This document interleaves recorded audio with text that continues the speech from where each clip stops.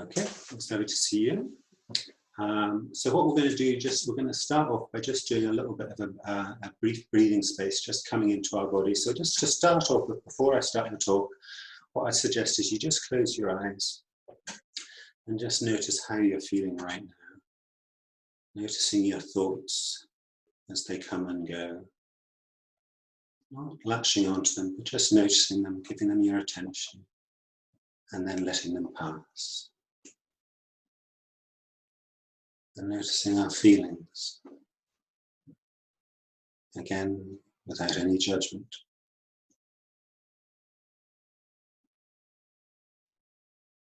Having a real sense of being supported by the earth, by the ground.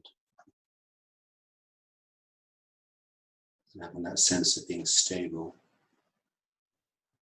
And we can let go any tension we may be holding into the earth, knowing that we're fully supported. And bring your attention to our breath, noticing the quality of our breath, rough or smooth, light or heavy.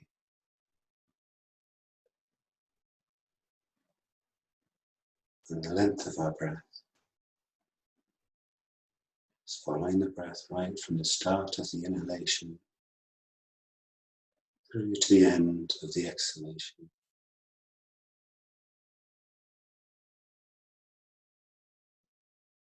And bringing awareness to where we notice the breath in the body. Whether it's high up in our chest, or lower down in our belly.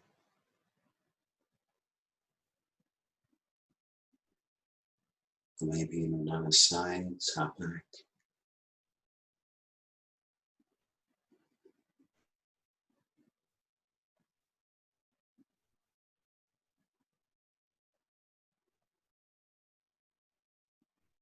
Just notice how we're feeling without judgment.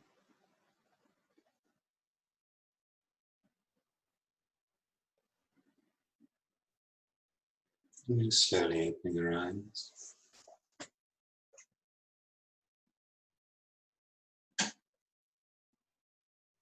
When we're ready. Coming back into your room, your surroundings.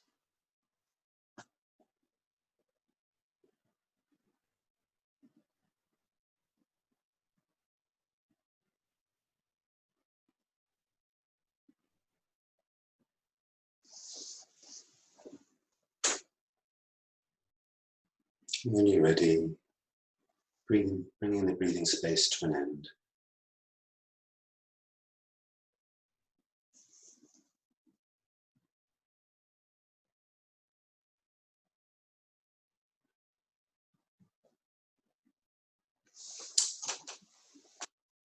Okay. So I am going to start my talk now. So just get yourself comfortable.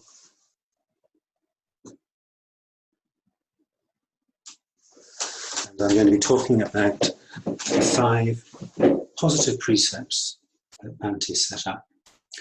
They're quite unique in terms of most times the precepts are formulated in the negative. So I undertake to abstain from taking life, taking the not given, abstain from sexual misconduct, false speech, and taking intoxicants.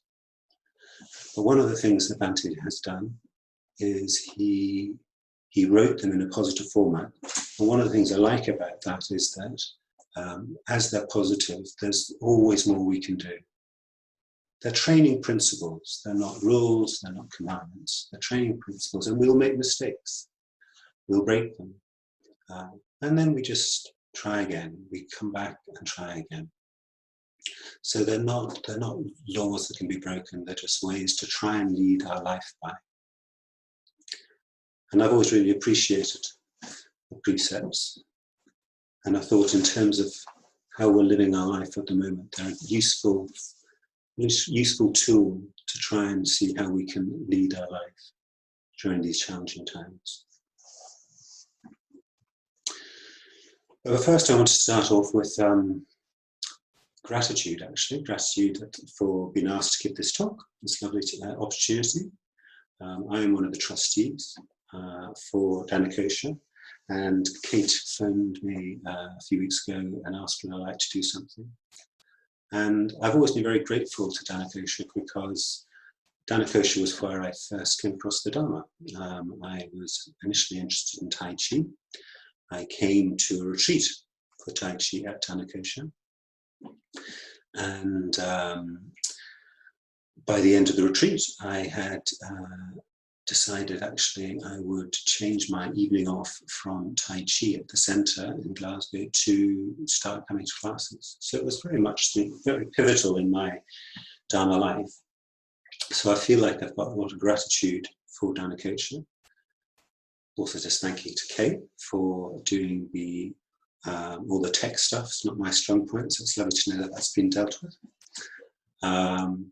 And I guess at this moment, I'm very aware that actually I'm in pretty good conditions. I'm very fortunate, and I'm aware not everyone is at the moment. So my health at the moment is good. I live in a place where there's space. I know certain people are living in small conditions where they're on top of each other. They can't get out. I'm very lucky that I can. I can get out for runs, and that's become very important. Just being in touch with nature, actually, it's been really good. Also, just being aware that, yeah, I suppose there's a sense of having gratitude for the things that are available to me at the moment. I'm still, I'm still have my, as I said, my health, but also there's access to, I can get out to shops, and I'm aware that there's a reaching out that is happening in a different way than it has in the past. So we have an NHS clapping that happened again last night, and there's something lovely about actually acknowledging what those key workers are doing, all those people in care homes, all those people who are actually putting quite often their own health at risk. So yeah, there's an appreciation for that. And one of the things I've really appreciated is having a gratitude practice in these difficult times. It's just each evening, just going through 5 things that I can be grateful for. And there's so much. So at the moment, we've been very lucky, really, that the weather has been so good. So if this had happened, say in the middle of November, December, and it was dark and cold and wet, I think it would have been quite a different experience we would have had. So yeah, there's a sense of gratitude. So I'm going to go through each of the precepts. I'll just read them out now. So the first, I'll just read all 5. So it's with deeds of loving kindness, I purify my body. With open-handed generosity, I purify my body. With stillness, simplicity and contentment, I purify my body. With truthful communication, I purify my speech. With mindfulness clear and radiant, I purify my mind. So, well, the first one is deeds of loving kindness, and I think the deeds is important. They're the actual acts, the things we do. So it's not like we can quite often have ideas of what we'll do, but we don't actually carry them through. So there's something about actually what can we do that will help. So we're, as I said, we've actually in pretty good conditions at the moment. There may be some people who are ill, and there may be some of you who know people who are ill now, or even maybe have died. But actually, compared to some people, or many people around the world, we have very good conditions. We have the NHS, we've got shelter, we've got food. Many of us have got jobs, although that obviously has changed recently. Some people have lost jobs. So just, it can be a time to reach out to others. People we know maybe are struggling at this time, whether it is through their job, facing the possibility of not having a job at the end of this. So reaching out to friends, reaching out to family, also reaching out to neighbours. It's one of the lovely things I think that has happened is people have been in touch with neighbours. People are in contact in a way perhaps that we don't often do that. So I was aware of a friend who was sitting in their front garden, and they've had to self-isolate. They can't leave. And someone had driven past and just stopped and called over to him, was there anything they could get from him at the shops? And they didn't even know. So there's a reaching out that is happening at the moment. And I guess part of that is looking at what can we do? Can we reach out to maybe elderly neighbours or those self-isolating? Just checking in with them. Yeah, bringing others to mind in our metta practice. Just bringing them to mind, wishing them well, wishing them loving kindness. I was aware the other day that there was a friend who I hadn't heard from, and I was kind of holding back from contacting him because I tend to be the one who always does the reaching out, and I just realised how ridiculous that was. That it was like, actually he's a friend, and me holding back was in a way just me being selfish. And actually when I did then contact him, it was great. It was lovely to hear from him. So just noticing if there's a bit of resistance, and maybe even trying to get beyond that. I think also another thing that's been interesting is extended family. There's been quite a few cases of people being in touch with family they haven't been in touch with for quite some time. I've certainly been in touch with my brothers and sisters more than often, and some cousins. So that's been lovely.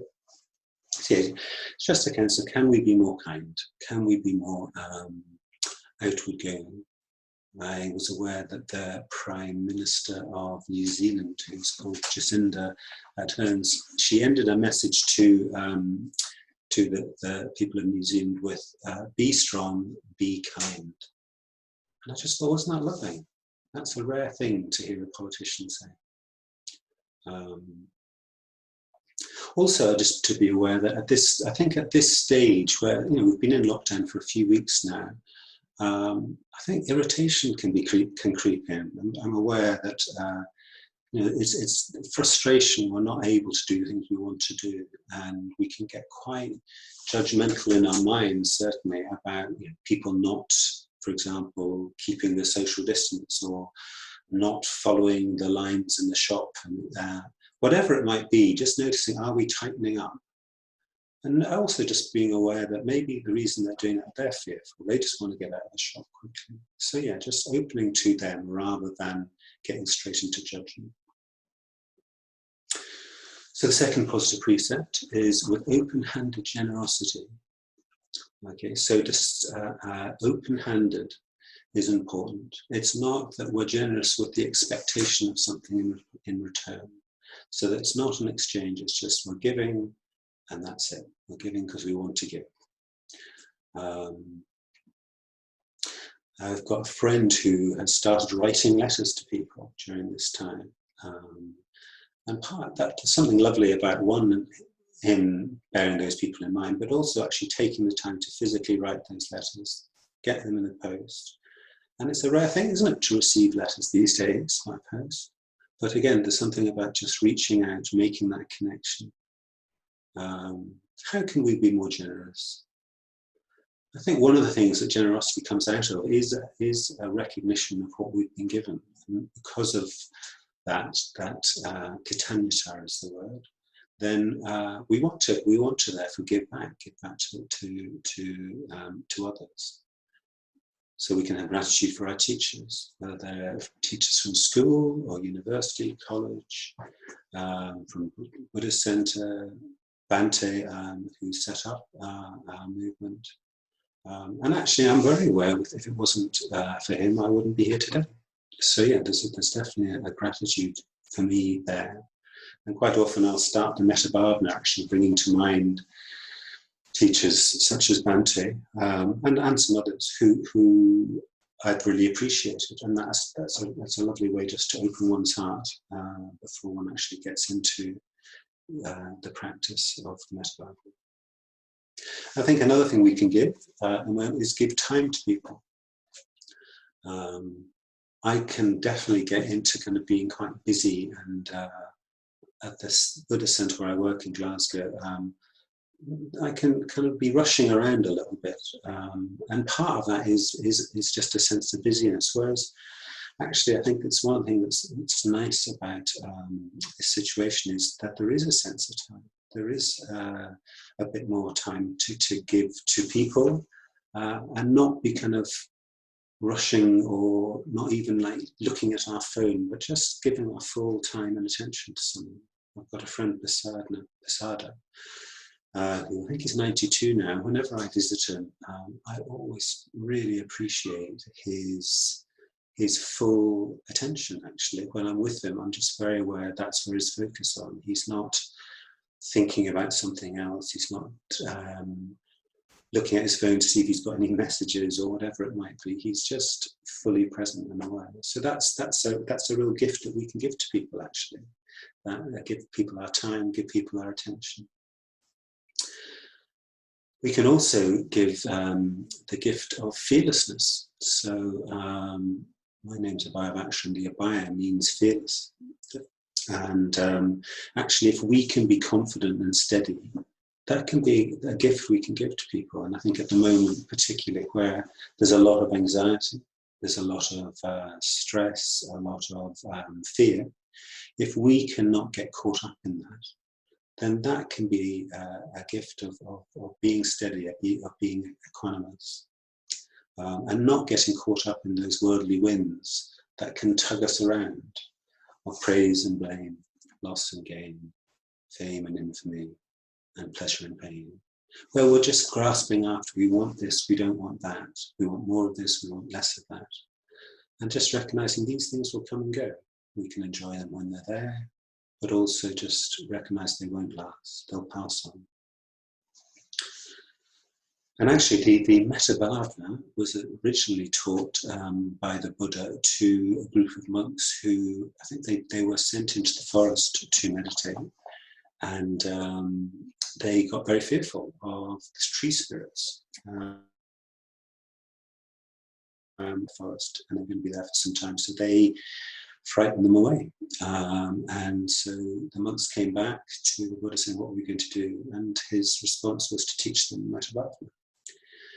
And they then went back in with a much more open and receptive mind. And by the end of a few days of practicing, they were welcomed by the tree spirits. So it's just, there's something about overcoming our fears. Yes, and if we can kind of try and stay present with our experience rather than proliferating into stories.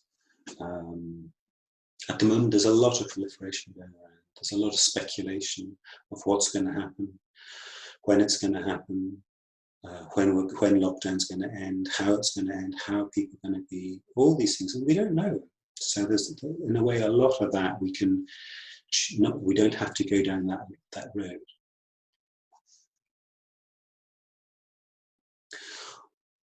Okay, another thing we can give is money. So just being aware that there are people who are really struggling at the moment, that their businesses are failing, that so just being aware if there's those who if we are in a situation where we can help, then just reaching out to people. Okay, so the next precept is with stillness, simplicity and contentment, I purify my body. And in a way, this is a way to counteract the second noble truth of craving, where we're really wanting things to be a certain way. But if we can be content with what we have, then there's no need to be grasping. There's no need to be wanting to hold on to this, that, and the other to try and make me happy. And I've been aware actually during this time how actually there has been a bit more stillness. There has been a bit more just ease with how things are. I've enjoyed the simplicity that in a way has been forced on me, actually. But I've really quite enjoyed the simple life of not rushing around. And yes, there's certain meetings I'm involved with, and talks and chats and all of that. But actually, there's a simplicity to how I'm leading my life at the moment. Yeah, so just noticing at the moment there are things we are in a situation that is beyond our choosing, and we can get reactive around that. So we can get reactive about why it happened in the first place, how the government reacted, whatever it might be. But actually, we have a choice in how we respond. This is the situation we're in. Well, we might want to go out, we might want to visit friends, we might want to do this, that, and the other. But at the moment, that isn't a possibility. So there's an element of, can we just be content with how things are right now? So yes. Also, I think it's important to recognise that there are some people in much worse conditions than us. There are those in certain countries where there isn't the NHS. There aren't kind of good facilities to help support people who are ill or dying. Also, you might know friends. I've got a few friends who have been told they have to self-isolate for 12 weeks. 2 of those people actually are living on their own. And I've been very impressed with their equanimity, actually, because, yeah, I'm not sure how I'd find it to be on my own for 12 weeks without any physical contentment. So yes, just recognising, actually, it might be difficult for us, but there's often others in far worse situations. And then our simple needs, just noticing when we're looking for distraction. So one of the things for me can be Amazon. Like I'm kind of, I want something, whatever that might be, to distract me, really. Whether it's a book or a CD, or I want to watch something on Netflix. It's just noticing, is this actually what I want to do, or is it just a way of me trying to escape my current experience? So just that's been a noticing of looking for distraction. The negative form of that is just noticing how one is in relation to others, how one is with one's partner. Are we getting a little bit more irritable, a bit more snappy? And just noticing it's going to be difficult for them too. These aren't necessarily easy times. So if we can kind of have a sense of contentment, then that can pass on to others. In terms of the stillness, I'm aware of one of the things. Just this morning I was up doing a meditation online, and just before that I was sitting outside on the front step, and I was really enjoying the quiet. There was bird song. There was very little traffic, which there normally is, and it's been lovely just having that quiet. Having that, I guess I feel I'm much more in touch with nature at the moment than I have been for a long time. I go for a run every day, and I've just really appreciated watching spring come into blossom, because it's literally every day. I'm watching leaves unfold and buds starting to bud and blossom. And actually, I'm aware quite often when I cycle into the centre. In the past, I quite often I can get into the centre and I've hardly noticed what all the things I've passed, even though I cycle through a park. My mind can be elsewhere. So there's something about actually just really appreciating what is around us. Even if we're stuck in a flat where we can't get out, it's just looking out, listening to music, just things that will feed us. I'm aware of what television I'm watching. I've wanted stuff that's just very simple and quite slow. At the moment, I find it quite difficult to watch stuff that's fast and quick. So that's been interesting. So I think another thing just to be aware of in terms of stillness, simplicity, and contentment is noticing how much time we're spending online. And is there a way that we can lessen that? Because again, that can just be another form of distraction.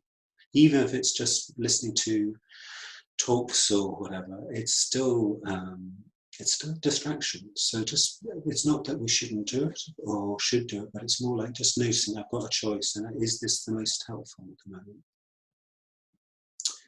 In terms of noticing nature, I was just thinking of Dennis Potter. There's a lovely interview with him just before he died with Melvyn Bragg, and he was literally on the program. He had his morphine with him, which he was having to take every so often. But he was saying one of the things he noticed was he really appreciated the blossom that he could see outside his window. And he said that the blossom was the whitest, frothiest, blossomest blossom that he'd ever seen. So there's something about just really noticing. And obviously he was dying, so that was even more important to him. And I think he died within a week. There was a real appreciation, and we have that opportunity to do that. So the next precept is with truthful communication. I purify my speech. So just noticing, I mean, we tend not to lie for the sake of lying, generally. Of course, some people do, but generally we don't. But just noticing, when do we exaggerate? When do we minimize our part of things? So yeah, I think particularly in terms of online communication, just notice, are we just repeating stuff that that we just heard someone else say? Is it definitely the truth? I think one of the things about online communication is it can quite often be very quick, particularly in terms of things like Facebook and Twitter and online forums. And quite often we would write things that we wouldn't necessarily say to the person if we were with them face to face, because it's very quick and we don't create that gap. However, it was interesting. I was watching a program, a seminar just yesterday that was about how to lead study online by Ratnavuna, which is very good. And one of the things he pointed out was actually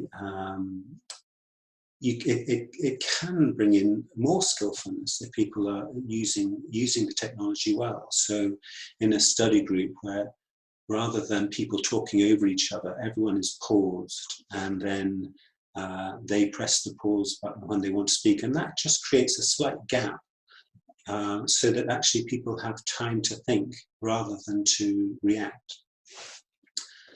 Another thing they were mentioning, that apparently there was Prime Minister's question time online the other day, and how it was a very different experience because there wasn't all the kind of jeering that can happen, and actually people were listening and just responding sensibly. So yes, just noticing that there are pros and cons to online communication, I guess. Just also to be aware of communication, not just in terms of truthfulness, but also in terms of is our communication kindly? Is it helpful? And is it creating harmony? I think that's particularly true if we're going to be giving criticism to someone.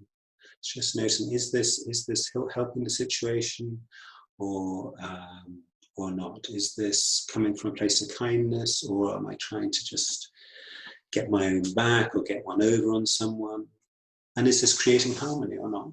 Or is it creating a split?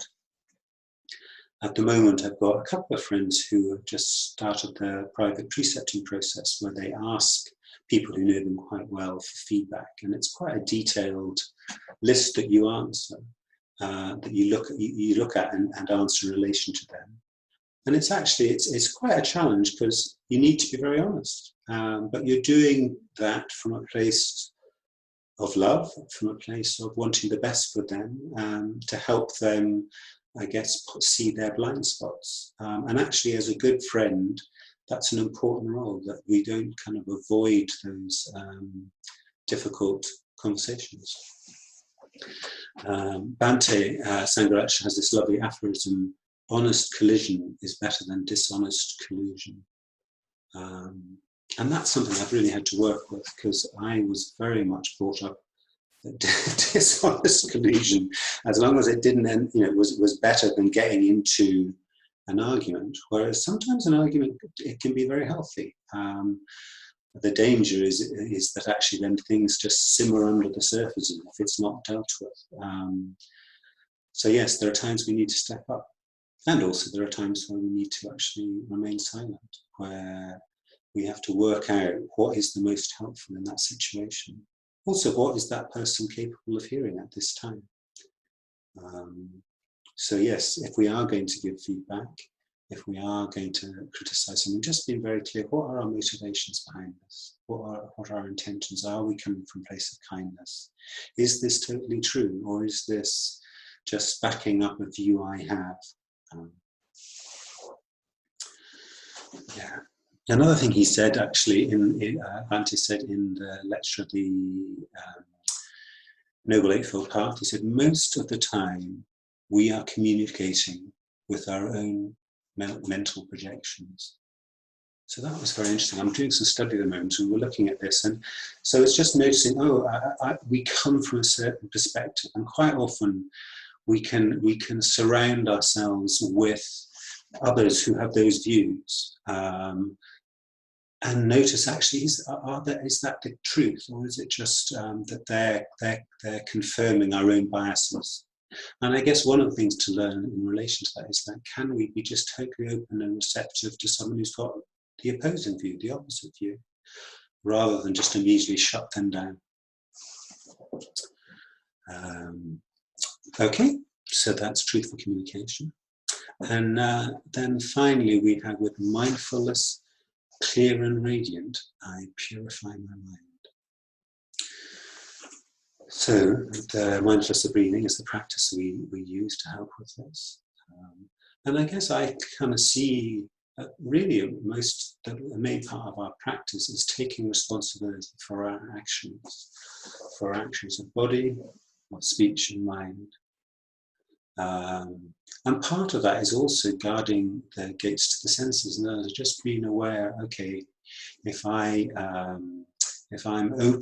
put myself in a situation where I'm actually going to be tempted to act unskillfully, or then I don't put myself in those situations. If I'm going to watch something that's got violence in it, for example, then that is going to have an effect on me. And just recognizing that. Like I said earlier, at the moment, I'm just trying to watch things that are very simple and fairly slow. There's a series at the moment called, Homemade, on BBC iPlayer. And it's just very beautiful series of craftsmen doing their crafts. Very simple, no soundtrack, just quite a lot of it in real time, just watching someone do something very beautiful, very skillful. So just noticing, we're always making choices. We're always making choices, and a lot of those we don't even notice because they're habitual. So someone, you say this, and then I hit back with that. And one of the things to try and do is just to create a gap, to notice, actually, we have a choice in how we respond. We can respond from a place of love and kindness, or we can respond from a place of greed, hatred, and delusion, where we're just trying to protect this idea we have of a fixed and permanent self. And quite often, the stronger the view we have, the tighter we hold on to it.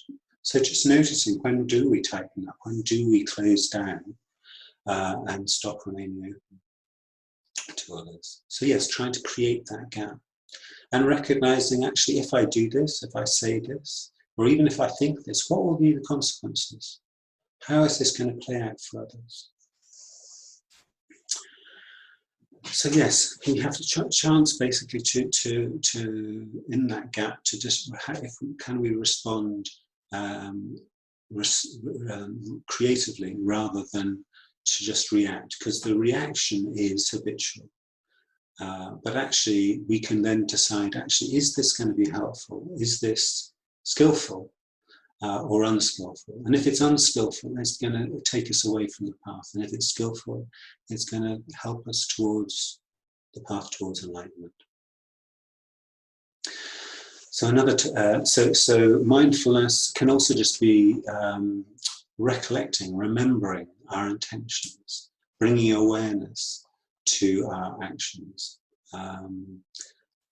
So it's keeping to our intentions. So sometimes the same act can have quite different results, but it's our intention that's important, what we're trying to do, what the intention is. And is it coming from love and generosity and wisdom? And that's the challenge. That's what we're trying to work with. So the challenge is to bring more kindness, more generosity, more contentment, honesty and mindfulness into our lives, so that we can face these challenging times with openness, curiosity and love. Okay, so I just want to end with a poem by Rumi, a short poem. And then what I'm going to do is I will read out the Positive Precepts again. And if there's just any questions you have, just write them down in the chat box. And I'll see what I can do in terms of answering them.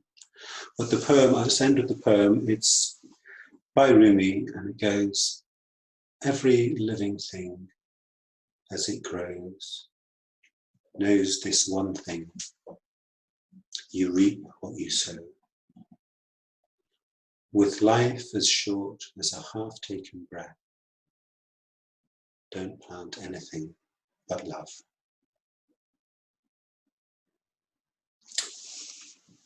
Okay. So maybe just getting back into a comfortable position. I'll read out Positive Precepts again, and then we'll see if there's any questions. So with deeds of loving kindness, I purify my body. With open-handed generosity, I purify my body. With stillness, simplicity, and contentment, I purify my body. With truthful communication, I purify my speech. With mindfulness clear and radiant, I purify my mind.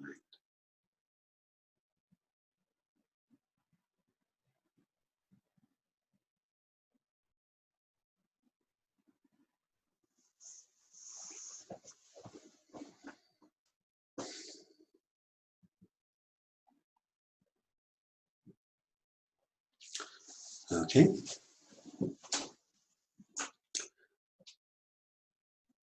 So I'm happy to answer any questions anyone has got. You might not have any questions, and if that's the case, that's fine. That was really, really wonderful. Thank you so much for that. Yeah, really engaging and thought-provoking. I found that. I've checked and there isn't any questions on the chat. So what I thought we could do is just unmute everybody, and if anybody wants to share anything, then they can. And if not, we can say our thank yous. Yeah, I'll see how that goes. Okay, good, thank you. That's everyone being invited to be unmuted. Would anyone like to share anything at all? I think Lotus is still muted. There we go. Thank you. I would just like to thank you, Abhayavaca. Good, no problem. It's a pleasure. It's lovely that you came.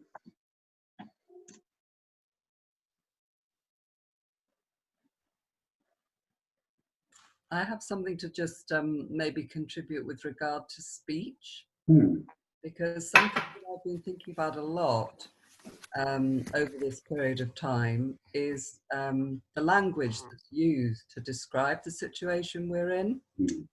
And I find it very militaristic.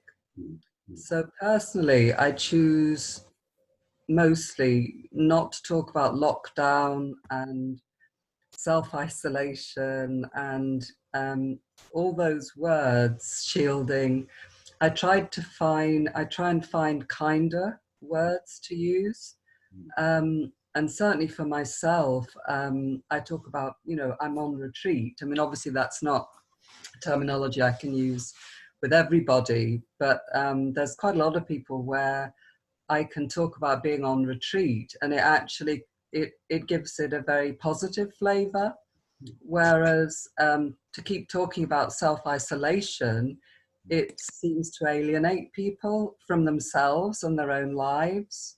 So yeah, I suppose that's just something that I wanted to be able to say, just to stimulate maybe, you know, other people's thoughts on the language, the speech that we're using at this time. I think it's very true, and I think even in terms of the language of social distancing, actually, it's not. We just need to physically have distance. It's interesting. So when I go on a run, there are some people who look away, and we can keep eye contact. We can keep that connection. And social isolation is, yeah, it's very strong language, isn't it? Whereas actually, just people need to keep indoors and keep away from, you know, just to protect themselves. So yes, it is interesting. Yeah, and lockdown is pretty strong, isn't it? It's got a certain type of image it's not necessarily that helpful. So no, that's good. That's a good point. I mean, I think the thing about retreat is interesting. Is for some people, I think it has been. There's an opportunity for it to be real retreat conditions. But I'm also aware for some people, actually, they're busier than ever. And so, I mean, for myself, I'm kind of in between the two. So in a way, I'm the same as ever. But there's also, I guess, there's trying to put in time where I'm not doing anything, actually, where I'm just taking in nature. That there's and I know, obviously, you know, people in the NHS and care workers and people at supermarket stuff, you know, they are still very busy. But I would really recommend, if one has got the opportunity to treat it as a retreat, to do that, because it is a chance to really notice how we are. Notice, first of all, how we are with the situation, because we can get quite, just notice our mind if we're getting reactive, that it shouldn't be this way, but it is this way. You know, so this is that isn't going to change, but we can change how we respond to it, how we work with it. So language is good. That's a good point. Thank you, Mandy. You're welcome.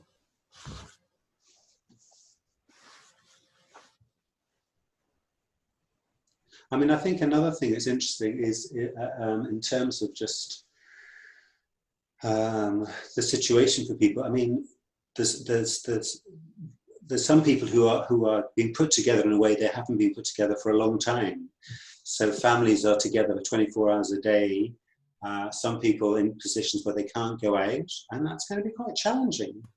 As I say, I've got these two friends who can't leave the flat at all. They've got that for 12 weeks. It might go on longer.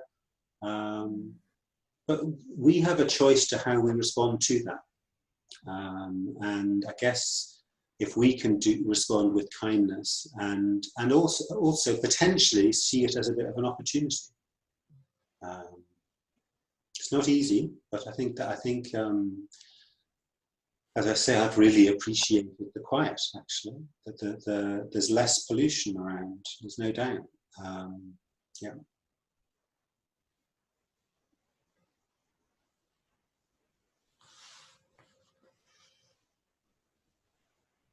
I just want to come in and let everybody know I'm still here, but my video has stopped working.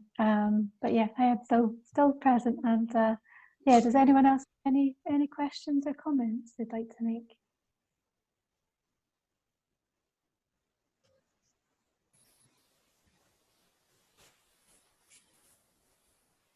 Okay, well, thank you so much, everyone, for coming. We'll kind of close off the session just now.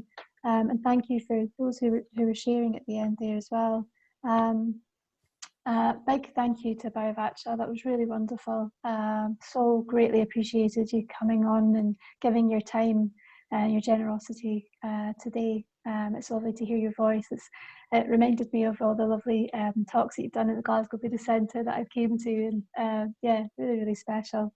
So just a wee reminder to everybody that there's various sessions for our online programme, variety of sessions each week, and the details are on our social media and website. So if you get any questions on anything, do get in touch. We're always happy to help, and we are in the office Monday to Friday. And just to say that the programme is completely for free, and as always we run on a basis of Dharma, which is generosity. And it's often wonderful to have a circle of generosity. And so if you're happy and able to donate, and any donation, no matter how small, is so greatly appreciated. All the details are on our social media posts, Facebook posts, our website and our YouTube channel if you're watching later on. So yeah, if you're able to give anything, it would be really greatly appreciated. So thank you so much. I suppose we'll just say our goodbyes now. So if you want to say goodbye, want to wave, whatever suits you. Thanks. Goodbye, and thank you everyone for coming. Thank you. Goodbye. Thank you. Go well, keep safe. Thank you. You too. Thank you.